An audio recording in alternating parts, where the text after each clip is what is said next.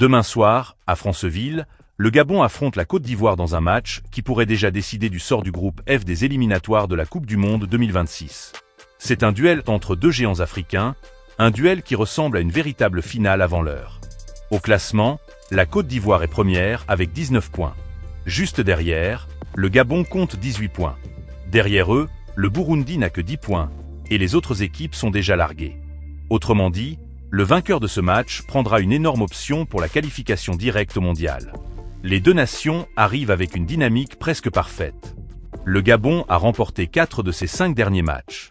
Les Panthères peuvent compter sur leur capitaine emblématique, Pierre-Emerick Aubameyang, mais aussi sur une génération en pleine confiance, capable de se sublimer devant son public. De son côté, la Côte d'Ivoire a également gagné 4 de ses 5 derniers matchs. Les éléphants s'appuient sur un effectif impressionnant, bourré de talent à chaque ligne, et surtout sur l'expérience acquise lors de leur triomphe à la dernière Coupe d'Afrique des Nations.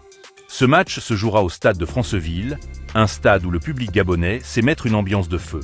Les supporters des Panthères rêvent d'un exploit historique, eux qui n'ont jamais vu leur équipe participer à une Coupe du Monde. Mais en face, la Côte d'Ivoire est un habitué des grands rendez-vous.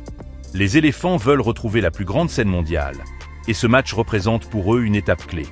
L'enjeu est clair, la victoire ouvre presque toutes grandes les portes du mondial 2026.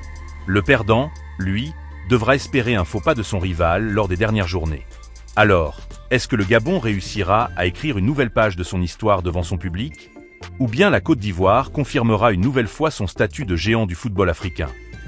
Réponse demain soir à Franceville, dans un match qui s'annonce tendu, spectaculaire, et peut-être décisif pour l'avenir du football africain.